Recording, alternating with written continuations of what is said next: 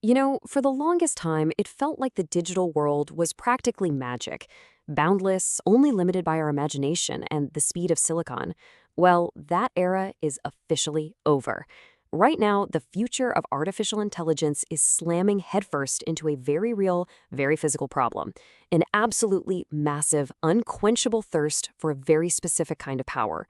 So today, we're going to dive into this incredible convergence of atoms and bits. All right, here's our game plan. First, we'll break down the sheer scale of the AI energy crisis. Then, we'll get into the new nuclear solution that's emerging and the wild new reactor tech that makes it possible.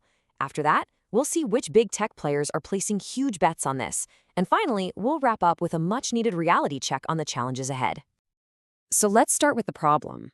For pretty much the first time ever in computing, we've smashed into a thermodynamic wall. The good old days, where we got way more computing power for just a little more energy, yeah, those are gone. And you can thank AI for that. So just how big of a deal are we talking about here? Well, get ready for this number. By 2030, the projections show that just AI data centers could be eating up 945 terawatt hours of electricity every single year. And to help you wrap your head around what that actually means, that's about the same amount of electricity that the entire country of Japan, the world's fourth largest economy, uses in a year.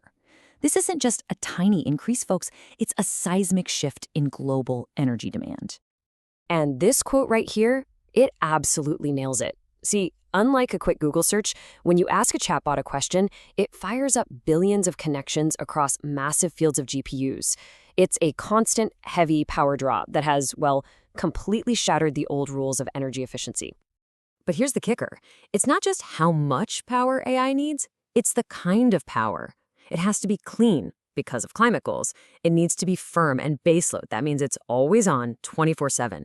And it has to be incredibly reliable. We're talking 5 nines uptime. Now, renewables like wind and solar are fantastic, but on their own, they just can't deliver that specific profile. And if you want to see this shift happening in real time, just look at the crypto world. Miners used to chase the cheapest, most unreliable power they could find. Now, they're scrambling to convert their sites into AI factories, and they're demanding the exact same kind of firm, baseload power that nuclear delivers. They're the canary in the coal mine, for sure. So, with a problem that big, what's the solution? Well, the nuclear industry is in the middle of a massive philosophical shift. They're moving away from the old way of doing things. And this right here is the most important concept to grasp. The old way of building nuclear plants was like building a giant cathedral. Each one was a unique, custom, decades-long mega project.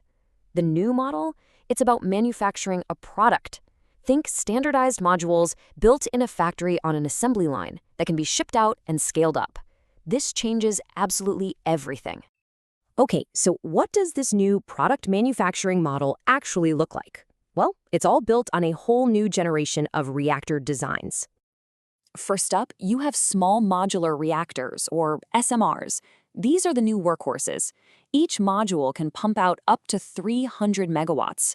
You should think of these as the power plants for those huge, campus-sized data centers where the giant AI models get trained.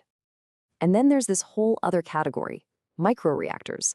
These things are tiny, more like what you'd call an energy appliance. They only produce between 1 and 20 megawatts, and they're designed to be basically plug and play. They're perfect for powering smaller AI clusters that are closer to cities and users. And the innovation happening here is just incredible. I mean, just look at the variety. You've got designs like NuScale's Voyager, which can cool itself with just natural water circulation, no pumps needed, or check out the Westinghouse eVinci. It's a microreactor that doesn't need any water at all, which means you could put it pretty much anywhere. So you're probably asking, okay, but is it safe to put one of these next to a billion-dollar data center? And the answer lies in the fuel. This is the real game changer. It's called triso fuel, and it's made of these tiny particles that are coated in layers of ceramic. They are physically incapable of melting down.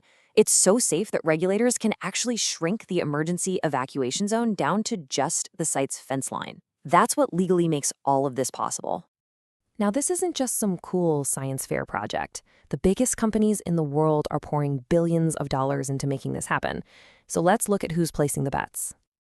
To put it bluntly, the hyperscalers, we're talking Microsoft, Amazon, Google, they've become the new kingmakers.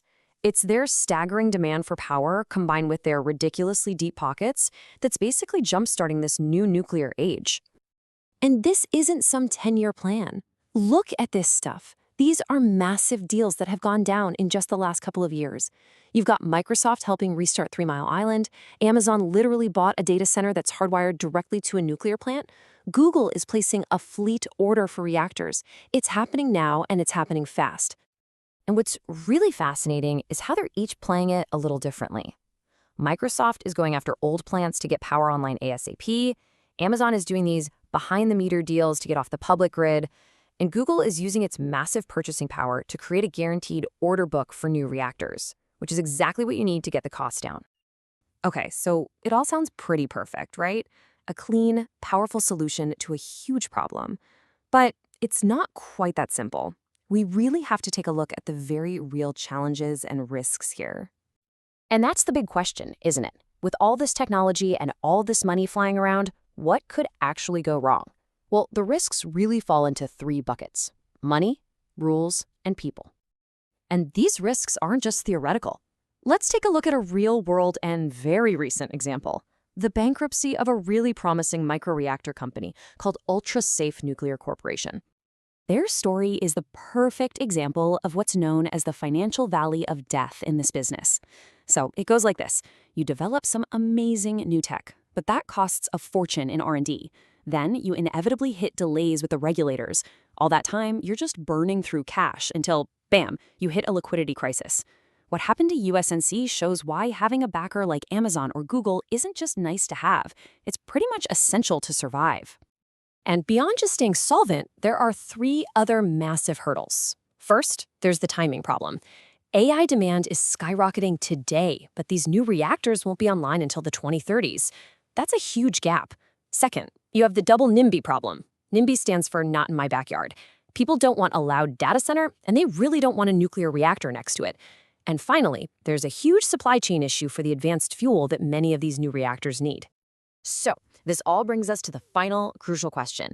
This convergence of atoms and bits, it's happening. The demand is there, the tech is getting there, the money is there. But the real nail-biter is the timing. Can this new nuclear industrial base actually be built fast enough to power the AI revolution before our current electric grid just gives up? That right there is the multi-trillion-dollar race that is now officially on.